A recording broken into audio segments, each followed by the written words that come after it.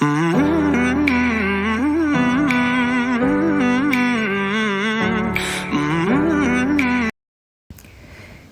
Everyone, कैसे हैं आप सभी लोग। होप सो आप सभी लोग बहुत ही अच्छे होंगे। बहुत बहुत स्वागत है आपका एक नए वीडियो के साथ। आज के वीडियो के अंदर हम डिस्कस करने जा रहे हैं क्लास 12th का chapter number 8 human health and disease. आज हम इस चैप्टर को स्टार्ट करेंगे।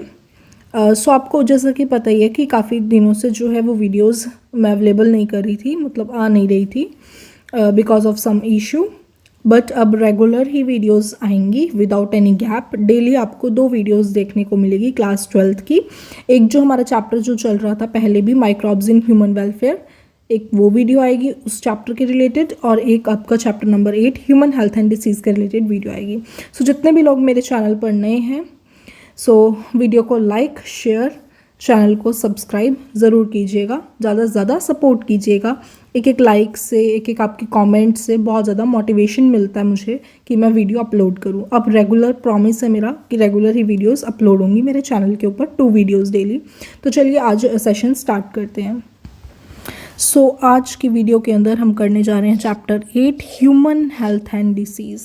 इस चैप्टर के अंदर बेसिकली हम जितने भी ह्यूमन डिसीज़ होती हैं, जितने भी मतलब ह्यूमन को डिसीज़ होती हैं, जितने भी हमारी बॉडी के अंदर डिसीज़ होती हैं, हमें जो जो भी बीमारियां होती हैं, टाइफाइड, निमोनिया, XYZ जितनी भी होती हैं, उनको हम डिटेल में स्टडी करेंगे कि वो कौन से बैक्टीरिया से होती है या कोई कौन सी डिसीज़ कौन से वायरस से होती है।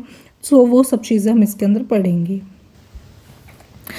अभी मैं NCERT से ही रीड करा रही हूँ क्योंकि हम अभी इंट्रोडक्शन पढ़ रहे हैं। जैसे ही मुझे लगेगा कि मुझे कुछ ऐड ऑन कराना है, कुछ और एक्स्ट्रा पढ़ाना है, तो हम बैक टू नोट्स जाएंगे।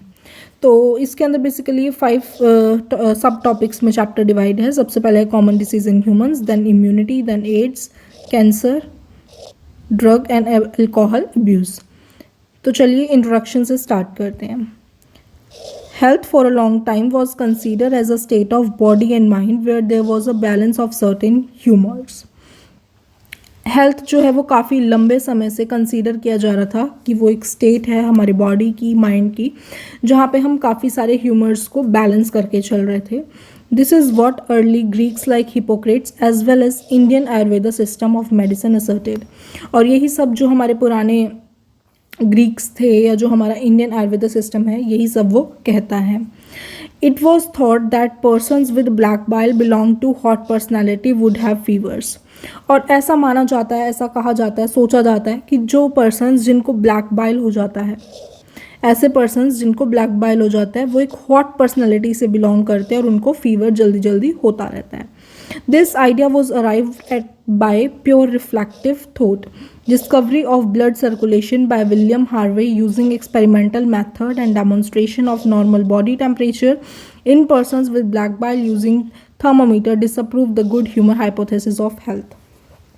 कहते हैं कि जो ब्लड सर्कुलेशन की डिस्कवरी है वो किसने की थी, यहाँ पर विलियम हार्वे ने। तो यहाँ से जो क्वेश्चन है वो राइज होता है कि जो डिस्कवरी है ब्लड सर्कुलेशन की वो किसके द्वारा की गई, किस साइंटिस्ट ने की। तो जो ब्लड सर्कुलेशन की डिस्कवरी थी वो हमारी की थी विलियम हार्वे ने। कहता है जब डिस्कवरी हुई थी ब्लड सर्कुलेशन की, जो कि विलियम हार्वे ने की थी एक्सपेरिमेंटल मेथड यूज़ करके।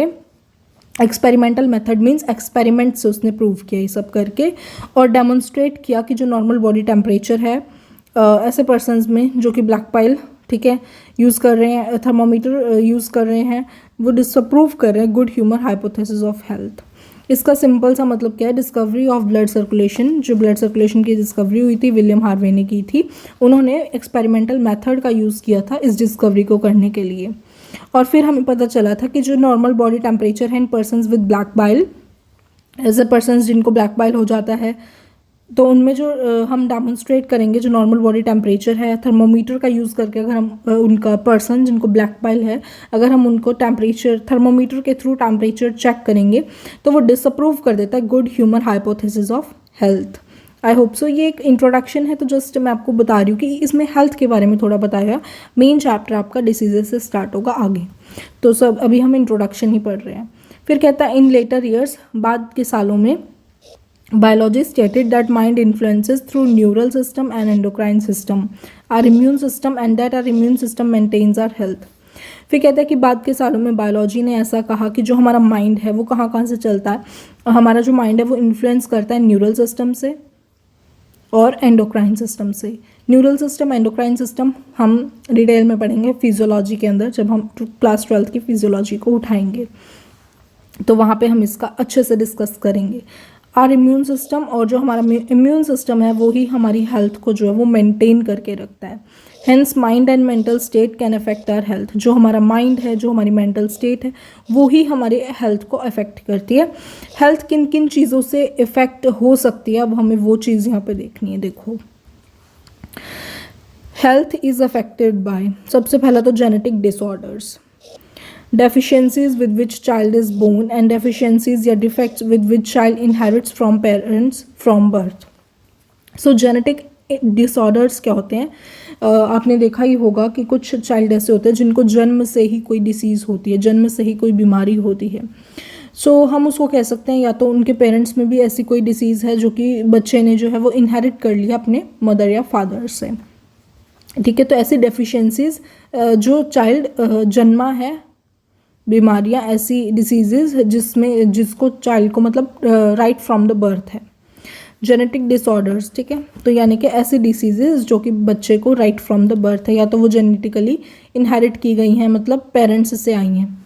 ऐसा होता है ना कई बार कि पेरेंट्स को कोई डिसीज़ है तो वो आगे बच्चे को भी हो जाती है, तो ये वही है जेनेटिक डिसऑर्डर्स। सेकेंड है इन्फेक्शंस के थ्रू बहुत सारी डिसीजेस बॉडी में हो जाती हैं। थर्ड है हमारा लाइफस्टाइल। आज आप सभी को पता है कि आज का लाइफस्टाइल जो है वो ज़्यादा फास्ट फूड पे बेस्ड हो गया, जिसकी वजह से बॉडी में डिसीजेस लगती ही जा रही हैं लोगों के, मतलब इतनी गंदी गंदी बीमारियां इस टाइम पे चल रही हैं, है ना। तो लाइफस्टाइल बहुत ज़्यादा ख़राब हो गया है, including food, water we take, rest and exercise we go to our body, habits we have, है ना, कि जो जौन सी हमारी हैबिट्स हैं कि हम फास्ट फूड खा रहे हैं, हम एक्सरसाइज बिल्कुल नहीं करते हैं आजकल, है ना। सो ये सब चीज़ें हैं जिसकी वजह से हमारी हेल्थ जो है वो इफ़ेक्ट होती है। तो चलिए आगे चलते हैं। The term health is very frequently used by everybody. How do we define it? जो हमारी टर्म है हेल्थ, ये हर कोई ना बहुत यूज़ करता है कि हेल्थ ऐसी है, मेरी हेल्थ आज ऐसी है। हम इसको डिफ़ाइन कैसे कर सकते हैं, अब हमें वो देखना है। Health doesn't simply means absence of disease और फिजिकली फिटनेस। इसका ये मतलब नहीं है कि मतलब जैसे अगर एक पर्सन ने कह दिया कि मैं हेल्दी हूँ, मेरी हेल्थ ठीक है, इसका मतलब ये नहीं है कि हमारी बॉडी में कोई डिसीज़ नहीं है या फिर हम फिजिकली फिट हैं। इसका ये मतलब बिल्कुल भी नहीं, डजेंट, है ना। It could be defined as state of complete physical, mental, social wellbeing. इस डेफिनेशन की हमें बहुत बार ज़रूरत पड़ती है अपने एग्ज़ाम्स के अंदर, बोर्ड में भी आ जाती है ये, तो आपको ये याद रखनी है। एग्जैक्टली डेफिनेशन एग्जैक्ट यही याद रखनी है कि state of complete physical, mental and social wellbeing, यानी कि जब हम तीनों तरीके से, यानी कि जब हम फिजिकली भी फिट हैं, मेंटली भी और सोशली भी, तभी हम कह सकते हैं कि हम हेल्दी हैं। When people are healthy they are more efficient at work. जब भी पीपल अगर हेल्दी होते हैं तो वो ज़्यादा तेज़ी से काम कर सकते हैं, उनकी प्रोडक्टिविटी इंक्रीज़ होती है और उनमें इकोनॉमिक प्रॉस्पेरिटी लाती है। हेल्थ जो है वो इंक्रीज़ करती है लॉन्गेविटी ऑफ पीपल, यानी कि अगर पीपल हेल्दी है तो वो मतलब वो ज़्यादा साल जी सकता है ना। Reduce infant and maternal mortality, जो हेल्थ है वो हमारी इन्फेंट और मैटरनल मोर्टेलिटी को रिड्यूस करती है। फिर कहता है balance diet, personal hygiene, regular exercise, ये बहुत इंपॉर्टेंट है अगर हमें अच्छी हेल्थ को मेंटेन करना है, कि हमारी डाइट बैलेंस्ड होनी चाहिए, हाइजीन, पर्सनल हाइजीन होना चाहिए, रेगुलर बेसिस पे एक्सरसाइज होनी चाहिए, तो हमारी जो हेल्थ है वो अच्छी रहेगी। योगा प्रैक्टिस करना चाहिए ताकि हम फिजिकली और मेंटली फिट रह सकें। Awareness about disease and their effect on different bodily function, हर एक डिसीज़ को लेके हमें बहुत ज़्यादा अवेयर रहना चाहिए। वैक्सीनेशन कराते रहना चाहिए। इम्यूनाइजेशन अगेंस्ट इन्फेक्शियस डिसीज़, यानी कि जैसे कोविड आया था उसका वैक्सीन हुआ था तो वो हमें लगवाना चाहिए, हमें अवेयर रहना चाहिए। Proper disposal of waste, control of vectors, maintenance of hygienic food, अच्छा खाना खाना चाहिए। वाटर रिसोर्सेज नेसेसरी है काफ़ी ज़्यादा, ताकि हमारी जो हेल्थ है वो काफ़ी अच्छी रहे। तो चलिए अब आगे चलते हैं। फिर कहता है when the functioning of one or more organs or system of body adversely affected, characterized by various signs symptoms, we say that we are not healthy, that is we have a disease. कहते हैं कि जब हमारे एक या एक से ज़्यादा ऑर्गन्स की जो फंक्शनिंग है या जो सिस्टम ऑफ बॉडी है वो अगर ख़राब हो जाए, काफ़ी सारे हमें साइंस दिखने लग जाते हैं, काफ़ी सारे हमें सिम्टम्स दिखने लग जाते हैं। इसका जो सिंपली मीनिंग है वो ये है कि हम हेल्दी नहीं है, यानी कि हमारी बॉडी में कोई ना कोई डिसीज़ है। Diseases can be broadly grouped into infectious, non infectious. तो जो हमारी डिसीज़ है ना, ये दो तरीके से कैटेगराइज है। एक तो होती है इन्फेक्शियस डिसीज़ और एक होती है non infectious disease. Disease which are easily transmitted from one person to another are called infectious disease. ऐसे डिसीज़ जो कि एक पर्सन से दूसरे पर्सन में ईजिली ट्रांसफॉर्म हो सकती हैं, एक दूसरे में जा सकती है। जैसे कि कोल्ड होता है तो वो एक पर्सन से दूसरे पर्सन में ट्रांसफ़र हो जाता है, तो ये होगी इन्फेक्शियस डिसीज़। इन्फेक्शियस डिसीज़ काफ़ी कॉमन है, एवरीवन हम में से हर कोई जो है वो इस डिसीज़ से सफ़र कर चुका है। और कुछ इन्फेक्शियस डिसीज़ जैसे कि एड्स हो गया, फेटल हो गया, ठीक है।